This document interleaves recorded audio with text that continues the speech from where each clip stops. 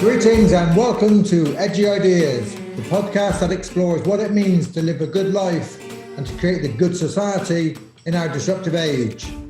My name is Simon Western and I will be talking to invited guests about diverse topics, exploring social conscious and unconscious dynamics and desires.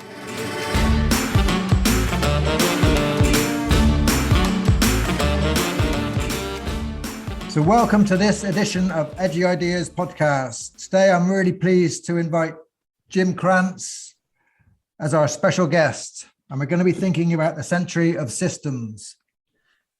Jim Krantz is an organizational consultant and a researcher from New York City. He's the Principal of Worklab Consulting. Jim has written extensively about the unconscious in organizations, the dilemmas of leadership, and how authority plays out in new forms of organizations. His Ph.D. is in systems sciences from the Wharton School. In addition to consulting, Jim's been on several faculties, including Yale and Wharton. He's also been past president of the International Society for the Psychoanalytic Study of Organizations. He's a fellow of the A.K. Rice Institute, member of OPUS, and chair of the management committee of Organisational and Social Dynamics Journal. Jim, you're very welcome to Edgy Ideas. How are you doing today? Oh, I'm doing great, and it's a pleasure to be here, Simon. I want to thank you for inviting me to join in on these podcasts. But and where are you talking from today, Jim? Let's hear where you are. I am sitting in a beach house that we have on a small island, which is a 30-minute ferry ride south of Long Island, if that means anything to you, in the Atlantic Ocean. And it's where we've been coming in the summertime for many years, and it's the perfect place to hide out from COVID-19. So, well, that sounds good, and we have a connection because I'm 5 minutes from the Atlantic Ocean on the other side of the pond, so the water connects us. Let's talk about systems. You've had a long past in systems. You studied at a PhD level. Where did systems begin to interest you? Where did it start for you?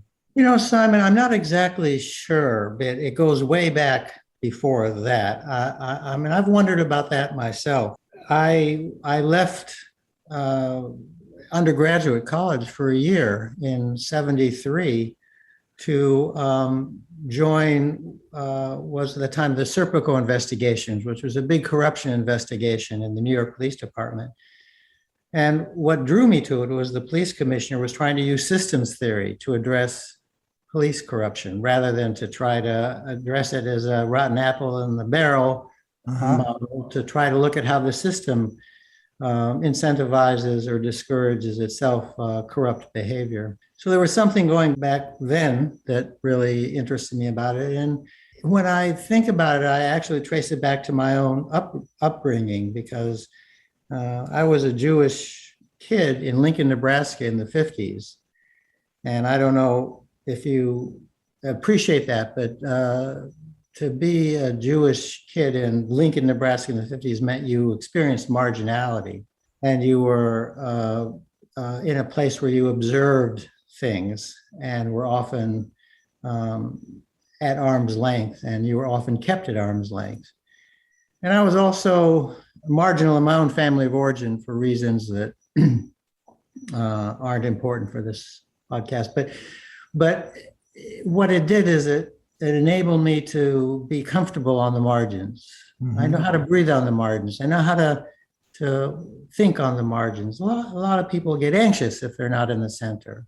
Yeah. I get anxious if I am in the center, because the margins is, and I think margins give you a perspective, an ability to think systemically and look holistically that I found extremely valuable. So I think it goes way back then, my interest, but it's been a through line for my whole life, is this interested in how wholes operate and how things are connected to one another, and the systemic properties. So it goes way back for me. I think it's interesting that you say, you tell your story, because many people, when they think about systems, they think about kind of complexity theory, and they think about feedback loops, and they go to a sort of scientific-y place. And you bring it right back to kind of the human level, about kind of human systems and what it does to people, marginalized people, thinking from the edges. I think that's very helpful. Yeah, there's a whole, I guess we could call it technocratic dimension to systems theory and system thinking, which is useful. Sure. But it's only useful if you can keep it in perspective. But yes, at that big turn of events in the middle of the 20th century that the Tavistock founders were involved with Eric Trist and Fred Emery, and being able to use systems thinking, which had been around for a couple thousand years, to be able to use it to understand human systems and has been an extraordinary development, extraordinarily important development. And it really, I think, prepared us for what I'm calling the century of the system. But what I mean by that is that we're at a place in history where systems thinking is becoming more and more necessary for survival and ongoing development. I think to understand that, it's useful to have sort of a large sweep of history that I learned when I was in my graduate studies from Eric Trist and Russ Aikoff. And I was very much sort of inculcated in this way of thinking. But it really goes back to the emergence out of the medieval times. I mean, in the medieval world was a very harsh place to be. I mean, 95% of the people never went more than 5 miles from their homes. And the age expectancy was something like 28 or 32 or something. And life was tough and poverty was abject. And there was only one goal back then, which was to get to heaven. And all the art and all the literature was organized around that. But then when we had the emergence of the Renaissance and humanism and Enlightenment, people started to think differently about the world and developed an image of the world, which really has held sway for the last 400 years. And that was the image of the world as a machine. Yeah. Yeah. And sort of the iconic moment for that was, of course, the laws of thermodynamics, Isaac Newton, which has been the most highly corroborated scientific theory in history, although now we know it's been disconfirmed. That governed the mental model that people had all the way up through the industrial era and where we are today. And it was a model of the world which was based on the idea that if you want to understand things, you take them apart and you look at different parts and you see how those parts are connected with one another, and you see what causes what and what's the cause and effect. And it's been extraordinarily rich and important for our civilization, and it's brought about untold progress and advances. It also depends upon the idea that you can only understand how pieces are related to one another if you keep the environment out of the picture. Yeah. And I wish we had more time to go into what that model of the world was all about. Oh, incidentally, Isaac Newton developed these laws during a pandemic when he had left the university, and he himself was hiding out on his island to try to avoid the pandemic. And this is what he came up with. So who knows what's being cooked up now?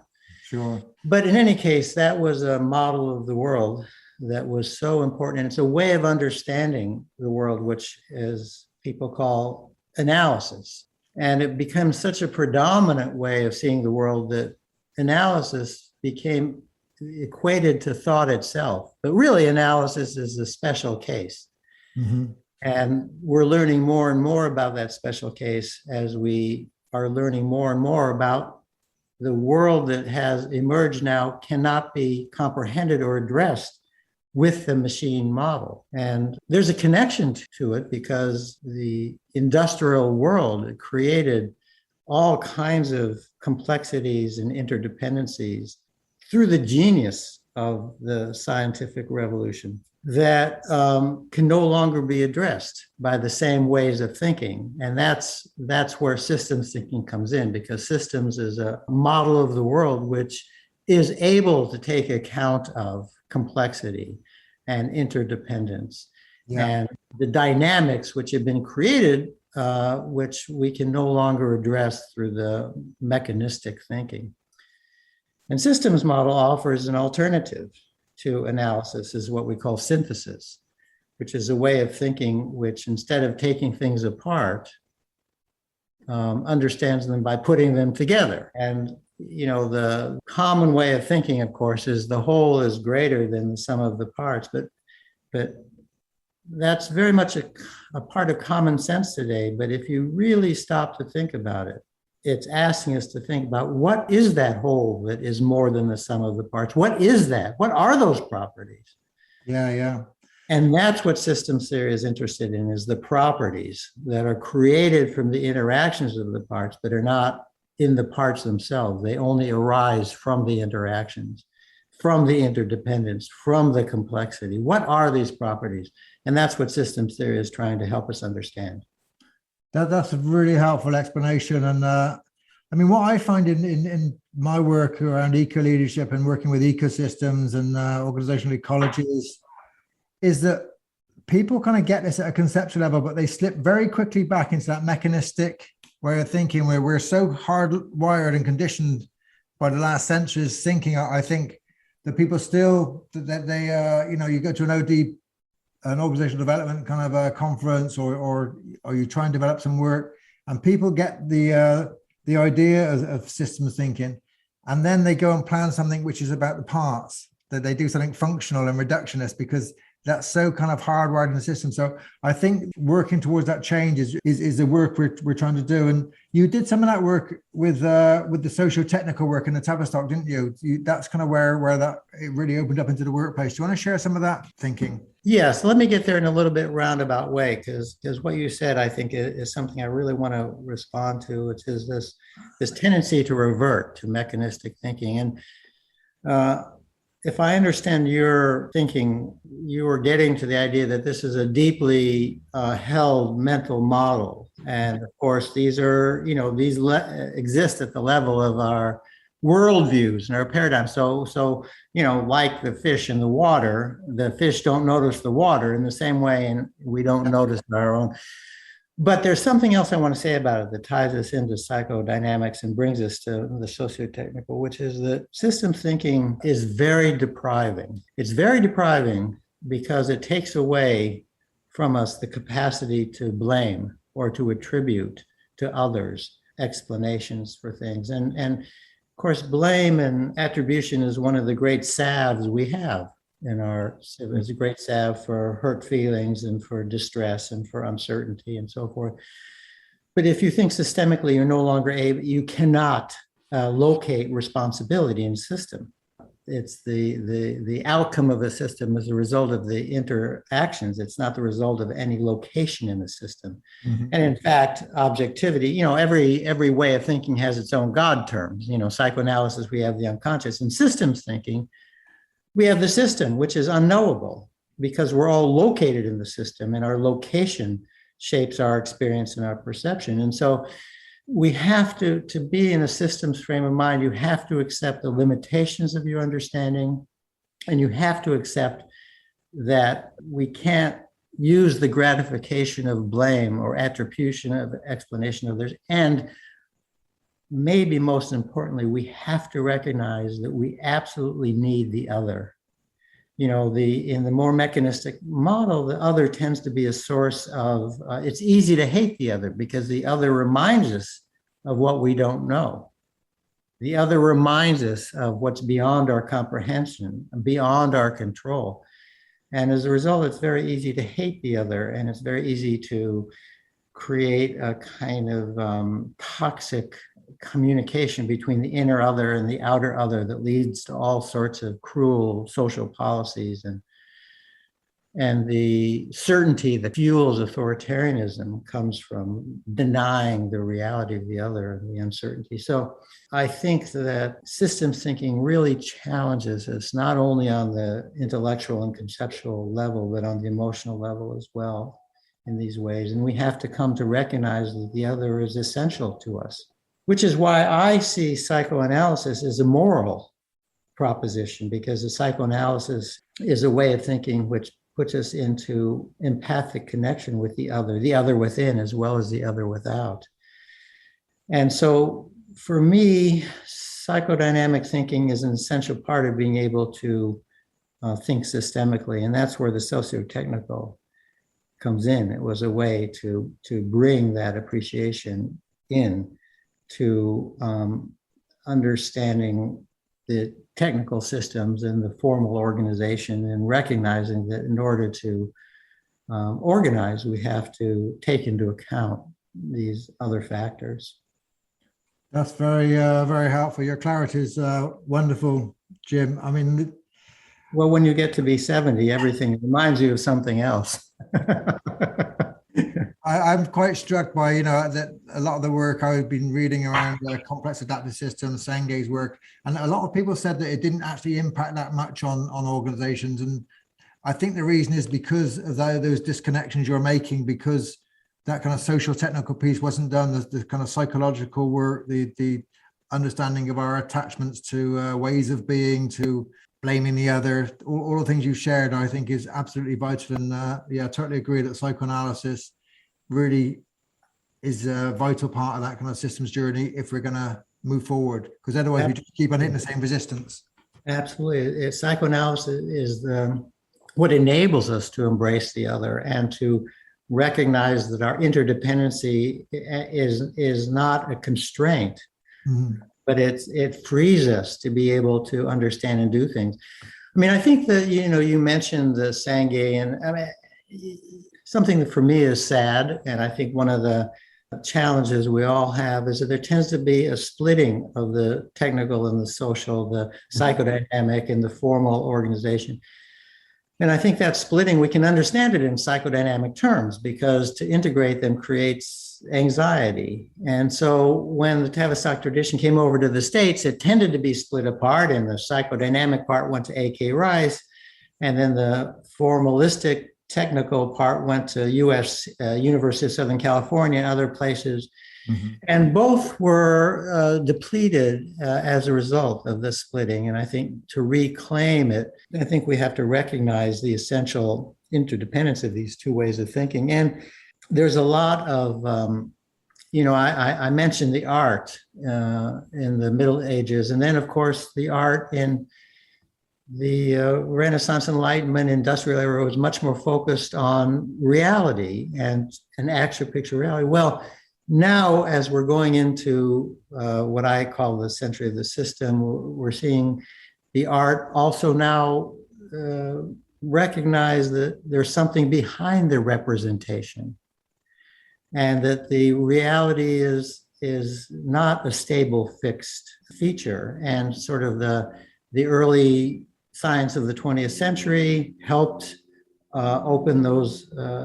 open us to recognizing uncertainty as a necessary element of understanding physical reality. And the art also has taken a turn towards recognizing the emotional truths behind the surface. And of course, art and science are usually ahead of the rest of us. And I think now we're social science, we're beginning to catch up and recognize that to address the problems we have today, these are problems that don't have solutions. We're not going to solve these complex issues. We can address them, we can work with them, we can manage them, but only if we understand them systemically and recognize our interdependence. I mean, it used to be that we thought nation states could solve problems or corporations could solve problems, but nobody can solve climate. Nobody can solve income inequality. Nobody can solve many of these things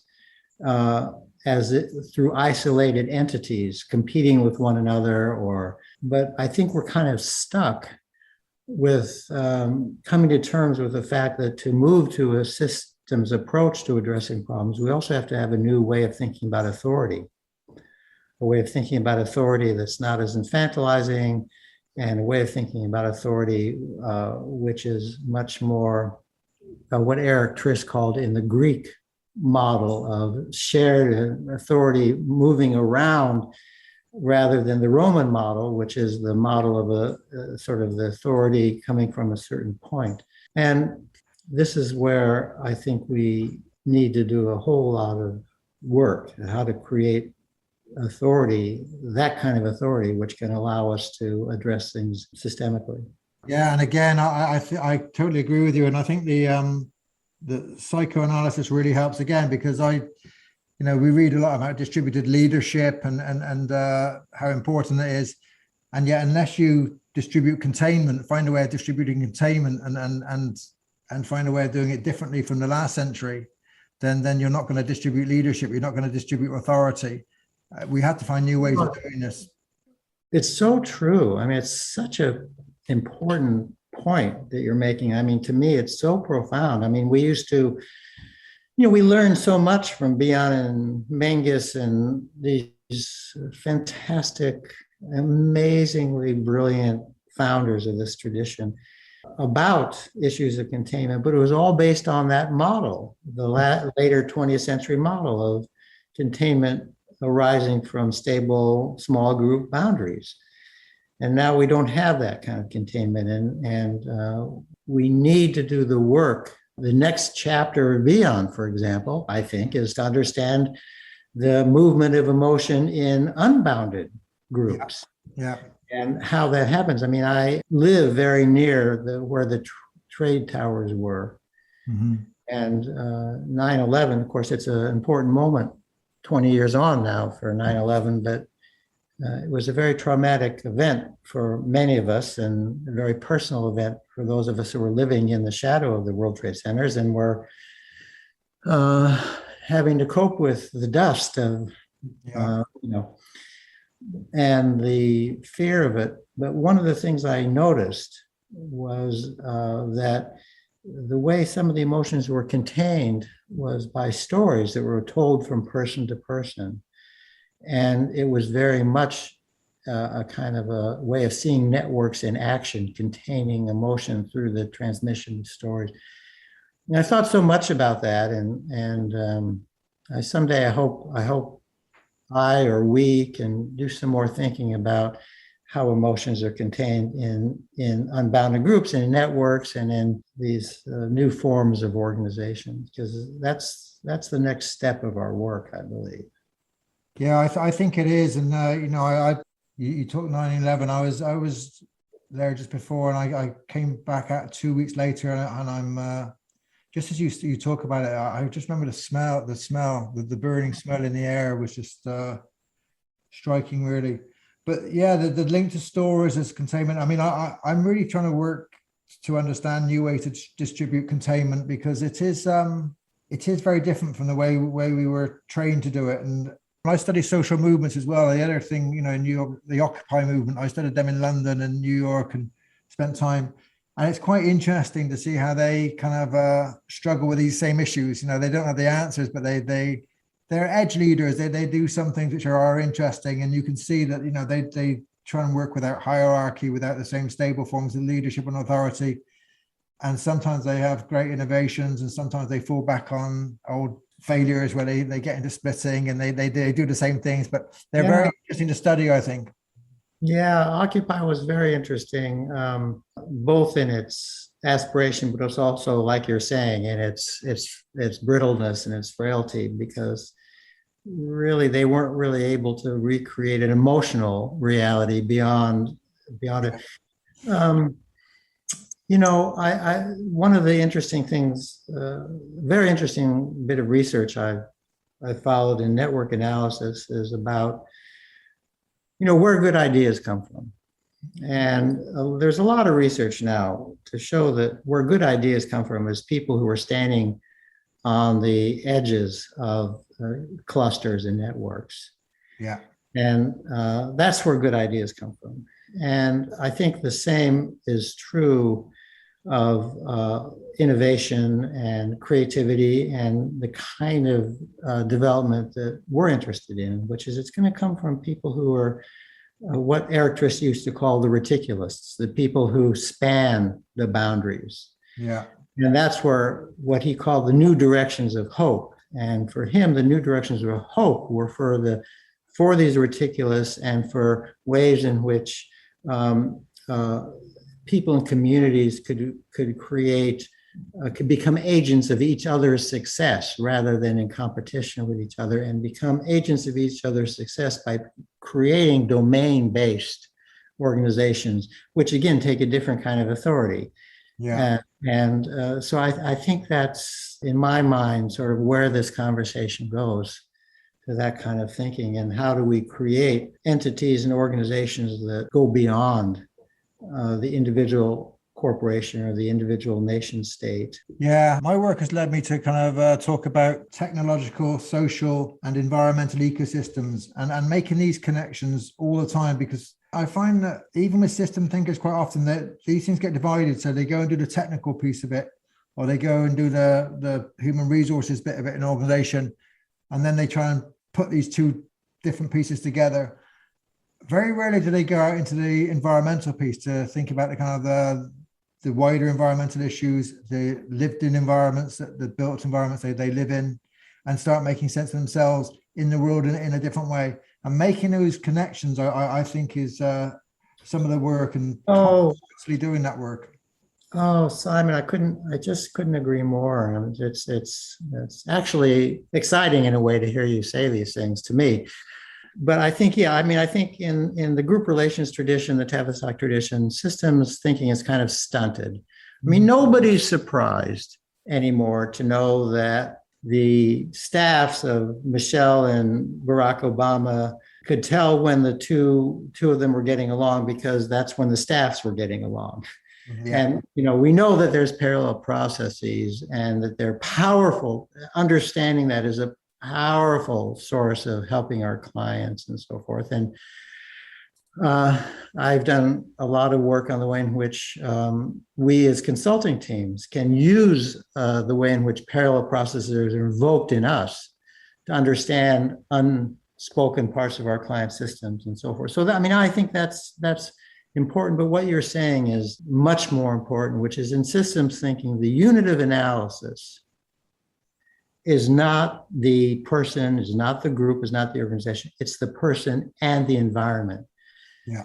In mechanistic thinking, the environment was eliminated so that we could understand the linear connection of cause and effect. But in systems thinking, we have to reintroduce the environment. In fact, the environment is the only thing which makes the system comprehensible.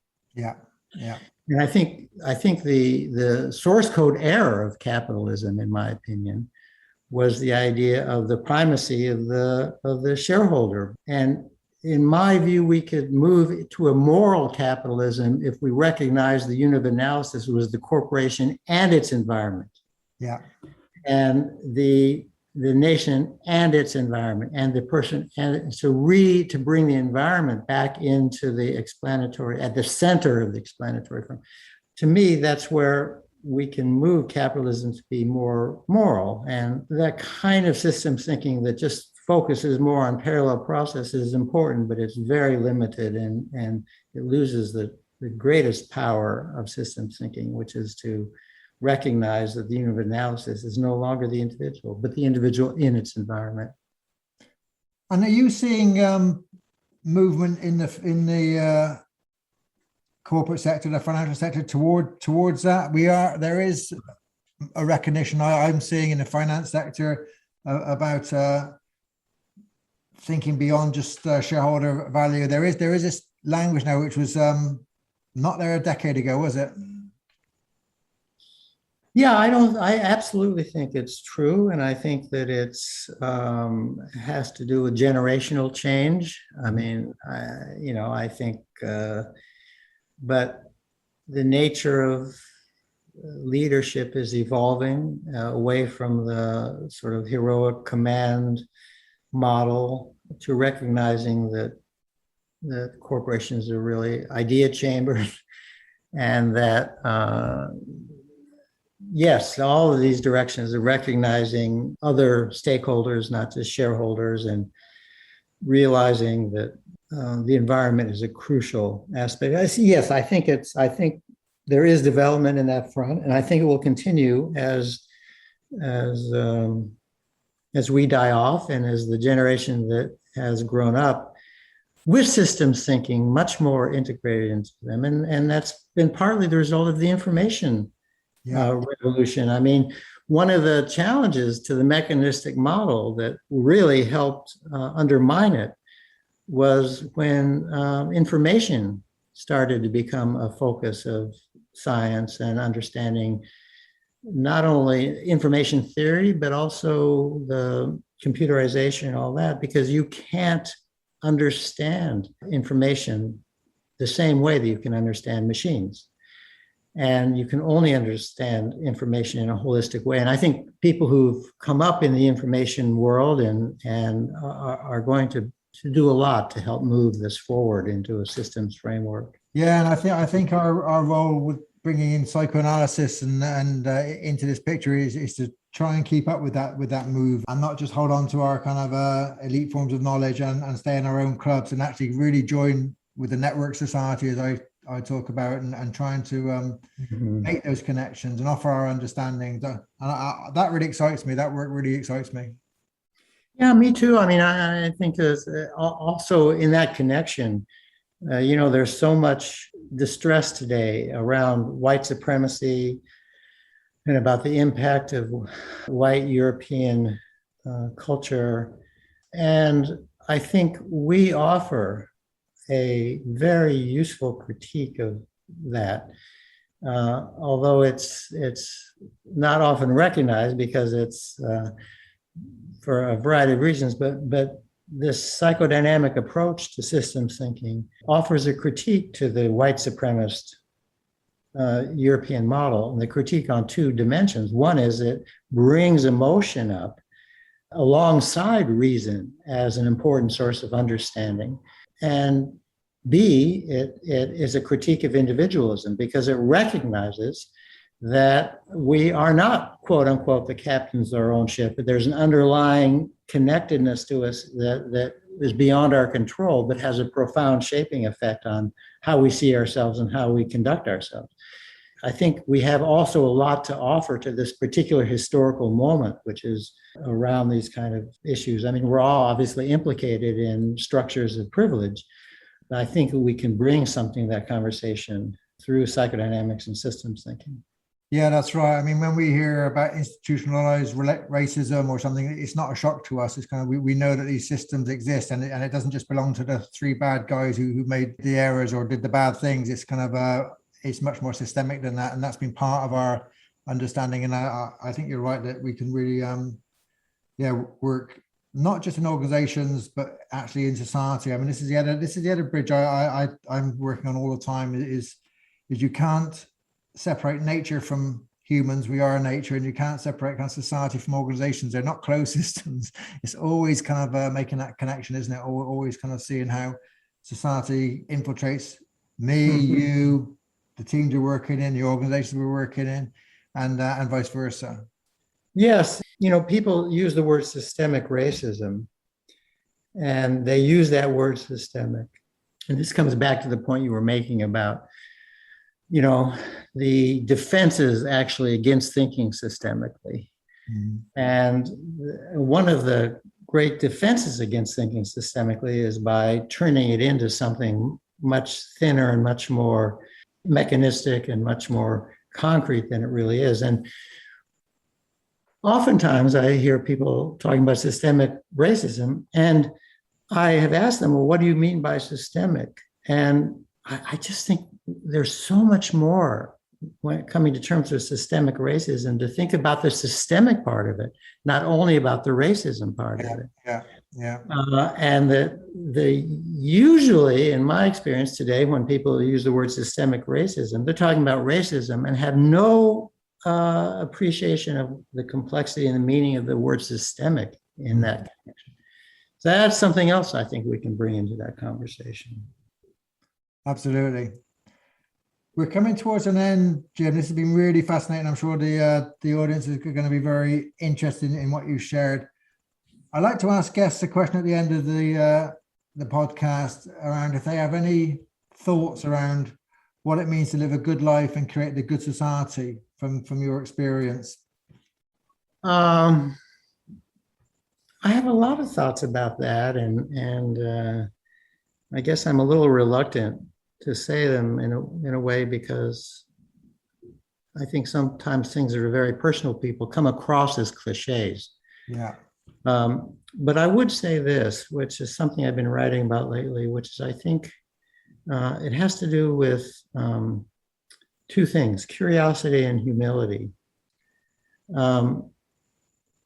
curiosity is the best antidote for projection I've ever seen. Because projection is all about the creation of knowledge where it doesn't exist. And curiosity is about asking about, is about calling that into question. And I think, to me, curiosity, the more I do my consulting work and so forth, I think with my clients and so forth, I think curiosity is such an essential part of humanity and living the good life and being open. And the other thing I would say is that, that I really do believe that humility is the face of the other. Mm-hmm. That humility is all about recognizing the otherness, what we can't understand, what we can't control, what we need, but throws us off our sense of certainty and knowing. And I think that is a very important aspect of living what I think is a good life, is recognizing that the role of the other, and in doing so, having the humility of recognizing that we don't come from a preferred perspective, and we're not in control, and that we really need the others. And again, that comes back to systems, which is all about interdependence and recognizing that how much truth resides in the interdependence.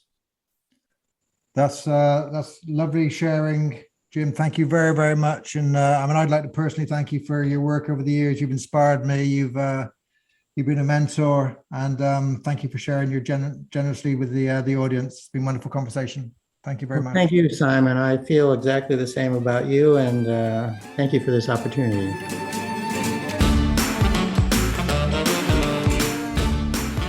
Thank you for listening to Edgy Ideas. If you enjoyed our podcast and would like more information about our coaching, training, and events, please contact simon@analyticnetwork.com or go to www.analyticnetwork.com. Thank you for listening.